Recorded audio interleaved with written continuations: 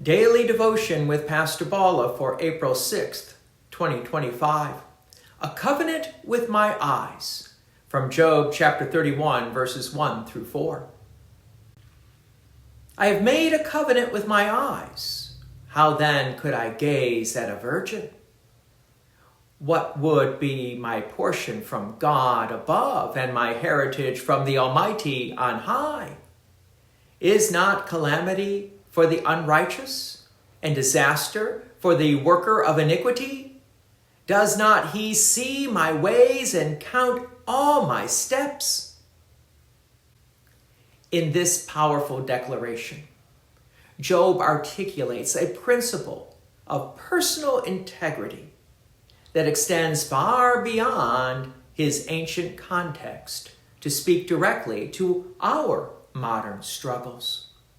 He describes making a covenant with his eyes, a deliberate binding agreement to govern what he allows himself to see and desire.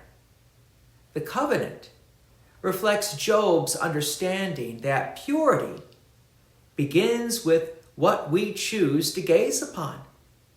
He recognizes the connection between visual input and moral integrity, between what the eyes behold and what the heart eventually pursues.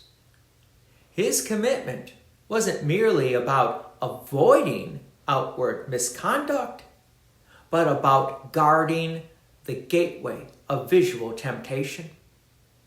The passage reveals Job's motivation, accountability before God. He asks rhetorically what his portion from God would be if he violated this covenant. He understands that actions have consequences, not just socially, but spiritually. The heritage from the Almighty that he values could be jeopardized by moral compromise. Job's reasoning culminates in his awareness of divine omniscience. Does not he see my ways and count all my steps? This isn't paranoia, but reverent acknowledgement that we live our entire lives before the gaze of the holy God. Nothing escapes his notice. Not our actions, not our thoughts, not even our glances. For believers today, this passage speaks with remarkable relevance.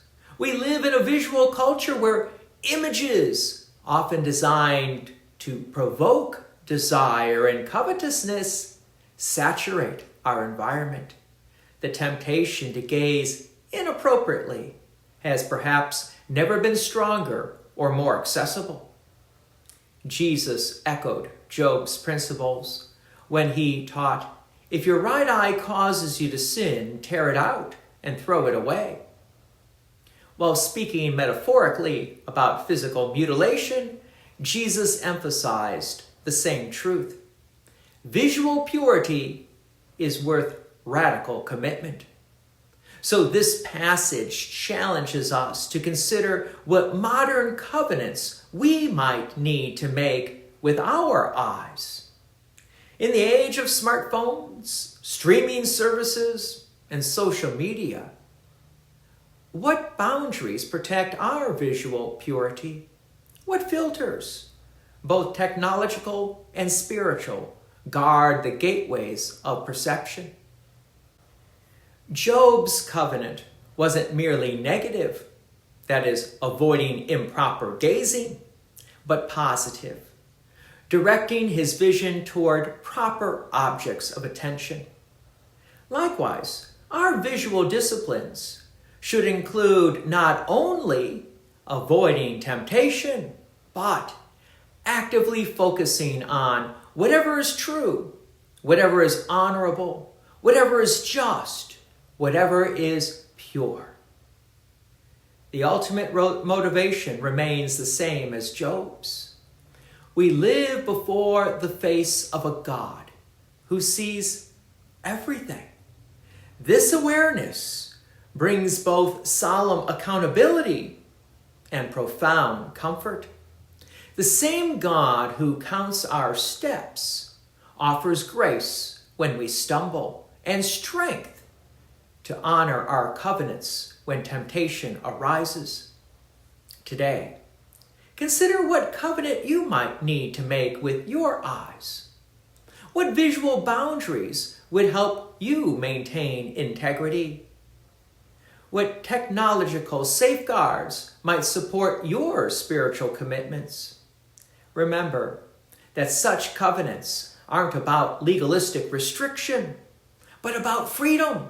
Freedom to live in the joy of righteousness before a God who sees all and loves us completely. God's peace and many blessings be with you. And thank you for listening. And please take an opportunity to share this message with others.